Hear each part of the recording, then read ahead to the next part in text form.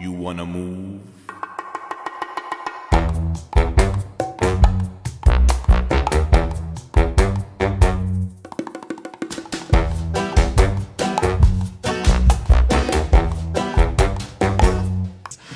Let's try.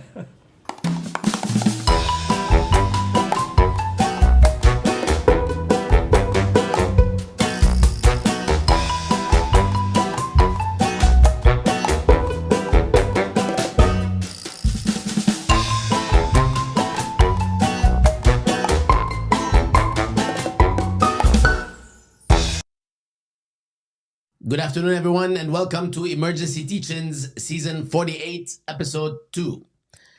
Today, we are addressing the question that is on everyone's mind. Who or what should Israel bomb next? Especially after the fragile ceasefire gives way to Israel's itch. And by itch, I do not mean the Armenian dish, but Israel's uncontrollable desire to defend itself by bombing the shit out of everyone and everything. Because human shields. With me today is Sinan Antoon, our cultural landscape specialist, and Adel Iskandar, our media landscape specialist. I'm also joined by myself, Bassam Haddad, their social science specialist.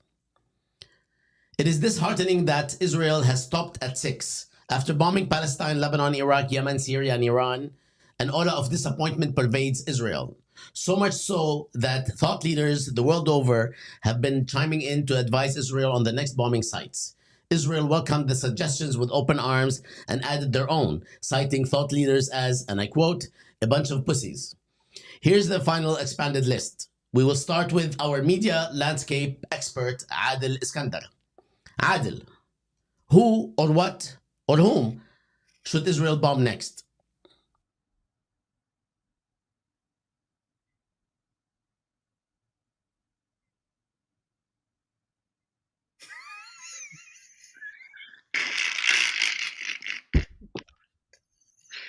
الميوت انا قلت ميوت عشان الايكو. بابا احنا ورانا شغل ورانا عوائل. طب قول الحته الاخرانيه.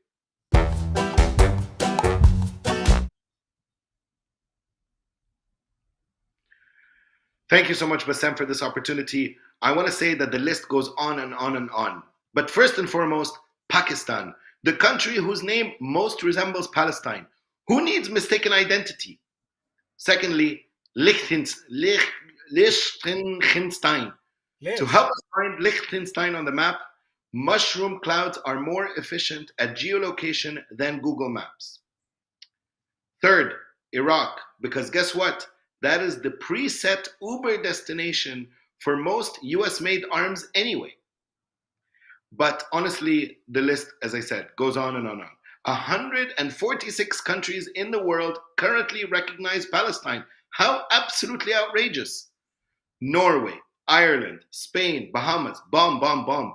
Trinidad and Tobago, Carnival of Death, give them the banging steel drums of war.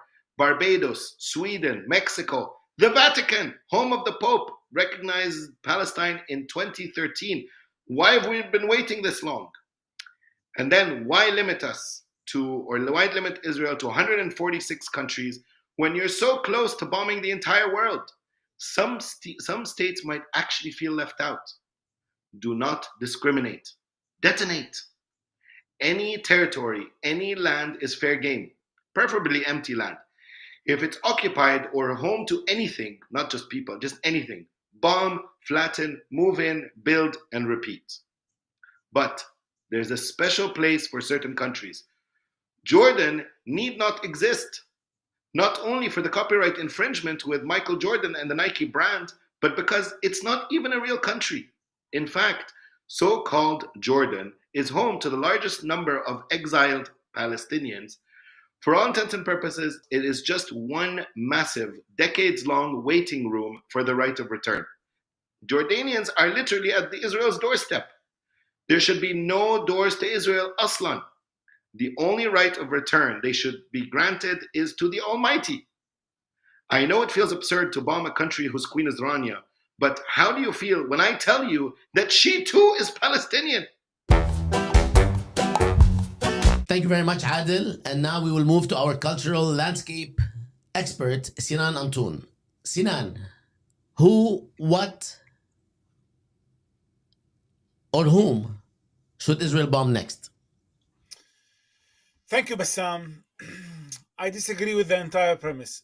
Radical and Stalinist outlets like the New York Times and CNN and the like keep spreading lies and want us to think that Israel is somehow guilty of excessive bombing. Nothing could be further from the truth. Let's look at the facts. There are 193 member states in the UN. Israel has only bombed 6 neighboring countries in the last year: Palestine, Lebanon, Yemen, Iran, Iraq, and Syria. That's 0.0031088 of the total number of bombable countries. That's peanuts.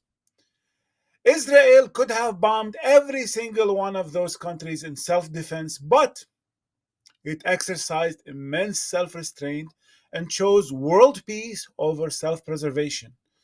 As for those countries in the neighborhood, in the so-called Middle East, MENA, Suad, Samar, whatever radical scholars call it, it's a violent and chaotic region. Israel is the only peaceful, eco-friendly, vegan, polyamorous, genocidal, and democratic state for some of its citizens in that region. You think this is satire? Well, think again. I said eco-friendly, and here is an irrefutable truth from my home country, Iraq. Israel was so concerned about the negative effects of nuclear radiation on Iraqi civilians that it took it upon itself to bomb the peaceful Iraqi nuclear reactor back in 1981. June 7th, 1981, Operation Opera bombed the Iraqi nuclear reactor. We should always stress Israel's altruism and the sacrifices it has been making since 1948 for the people of our region. Thank you very much, Sinan. Now we will turn to myself, our political science and social science expert. For starters, there is no question that Israel should bomb the 120 countries who honored the ICC decision to issue a warrant for the arrest of Netanyahu and Gallant for committing war crimes. The United States will supply the funds, arms, munitions, moral support, emotional support, presidential ass-licking despite pretension of tension, and an a priori pat on the back to Israel for doing its best in bombing 120 countries indiscriminately without harming any civilians. Also, people who think hummus is an Arab or Palestinian dish are on the list of people Israel should bomb next. These people have been identified, and Israel has been planting mint and club soda in normal water bottles at supermarkets worldwide frequented by Palestinians so the water could explode out of the bottle upon twisting open the cap. One of our colleagues, Maureen Rabbani, was recently splashed in such accident during a recent lecture on Israel's genocide in Gaza. This was, fortunately or unfortunately actually, caught on tape. Between quotes, unilaterally, exclusively on its own terms. Brahim, what's the word?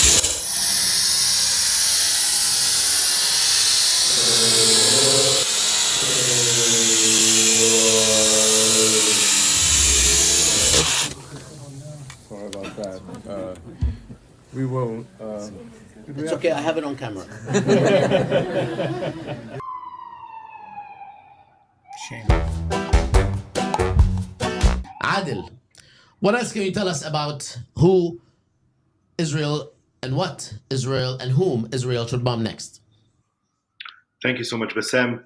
First of all, let's revisit the importance of addressing the most grave threat to Israel.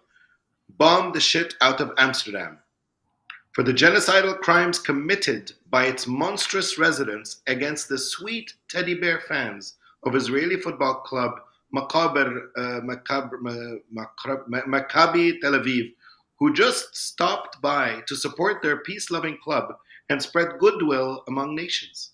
Seriously, there should be zero tolerance for that abominable city where nothing is kosher. Seriously, even the city's flag has 3 X's on it. And for its home country, the Netherlands, declaring that they would arrest the Israeli Prime Minister Netanyahu in compliance with the ICC court's warrant, the whole country should be X'd off the map. One word alone should justify extermination: The Hague. A second thing, sorry, Bassam, this is very controversial. Very controversial. I'm going to go off on a limb here. Israel should bomb the United States. Yes, I said it. There are 3 cities named Palestine in the U.S. states of Texas, Arkansas, and Illinois. How did that fucking happen? Excuse me. It's too late to change the name now. Residents call themselves Palestinians in the United States. The damage has been done. They must be leveled. But that's not enough.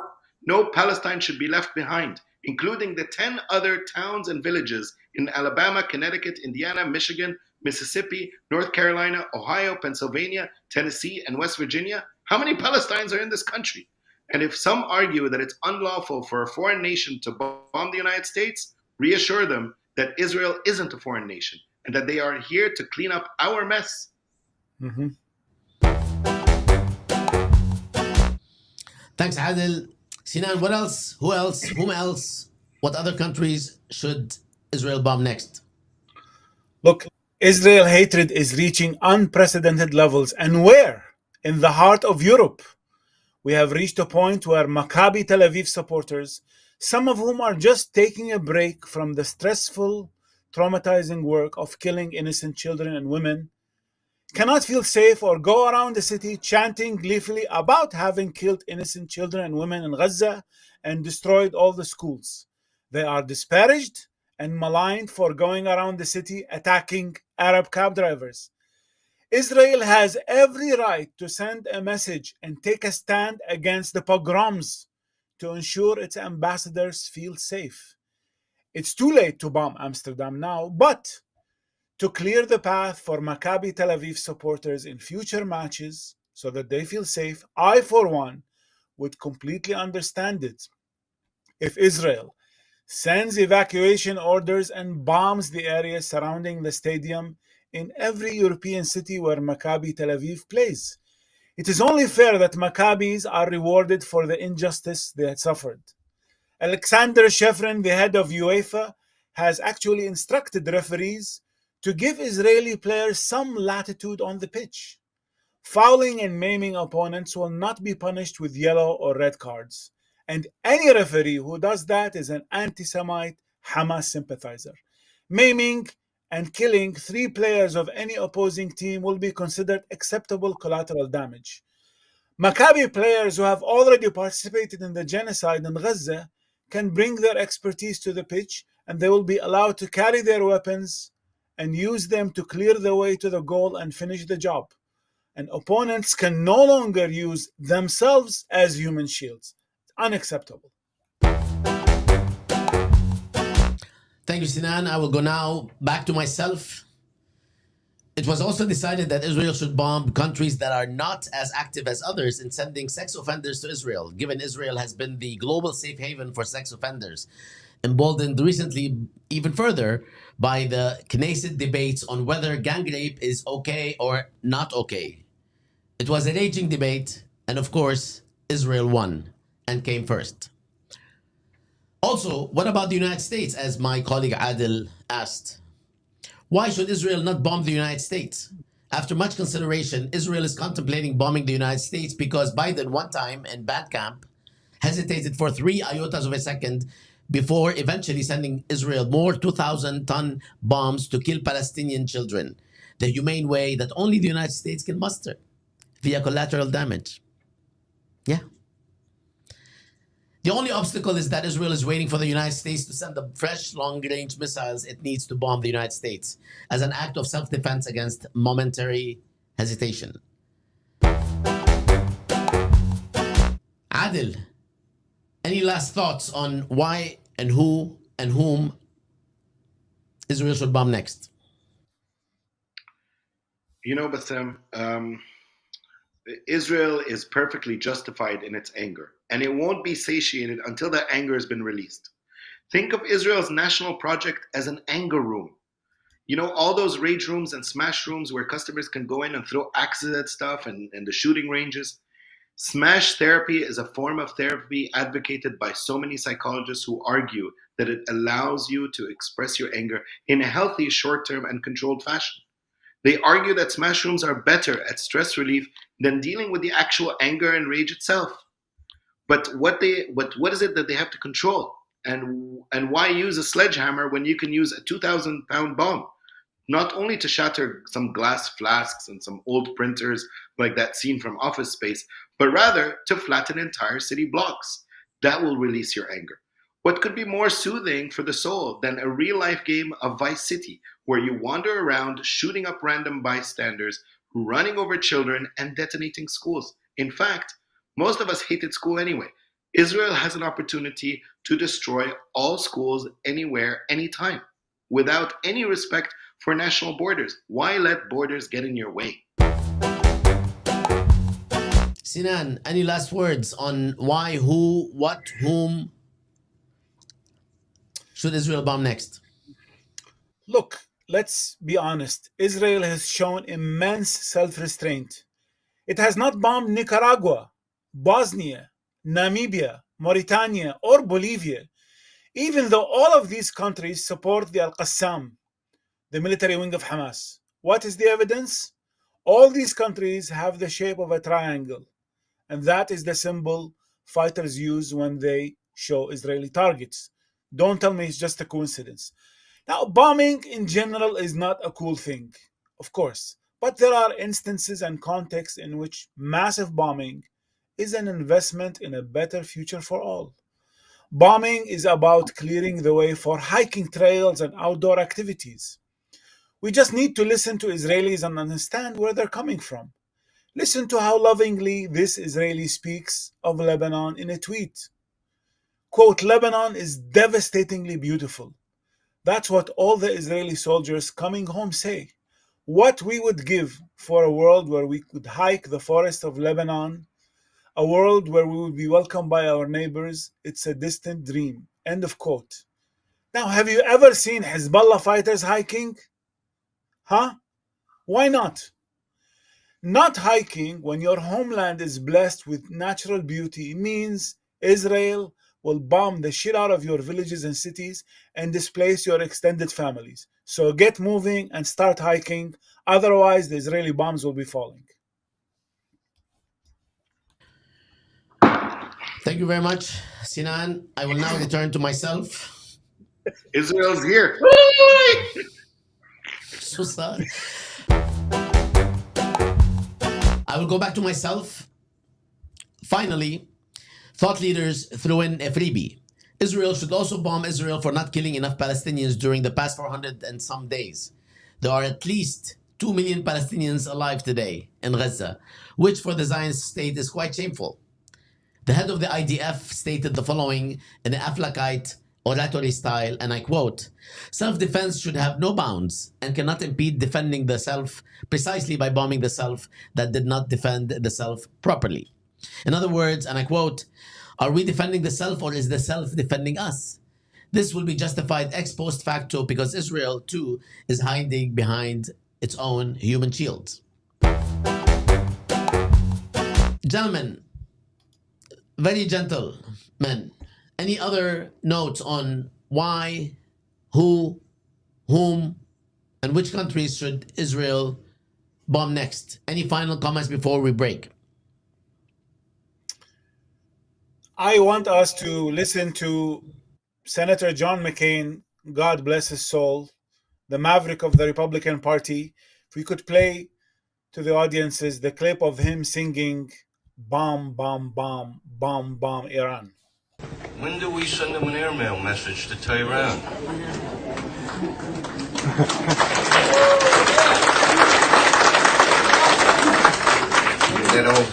That old Beach Boys song, "Bomb Iran." Bomb, bomb, bomb, bomb. Anyway. And before we break, I have one more thought, which I'd like to share with everyone. It was unanimously decided as well that Israel should bomb the families of the hostages because they keep asking Israel to make a deal to bring them home. What about the hostages? Because no one else has been hurt for the past 76 years except for the hostages. Thank you all for joining us in this second episode of season 48 of Emergency Teachings. We will be joining you next week with another session, an emergency session, because we can predict emergencies at least a week ahead of time. Assalamu alaikum wa bonsoir. You wanna move?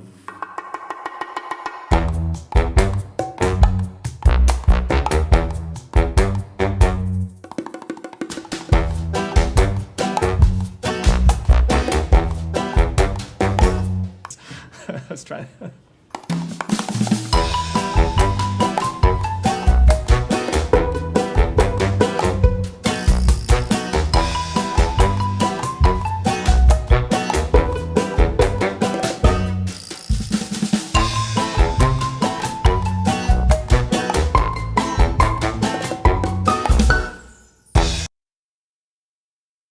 Honestly, Israel should be allowed to have a temper tantrum.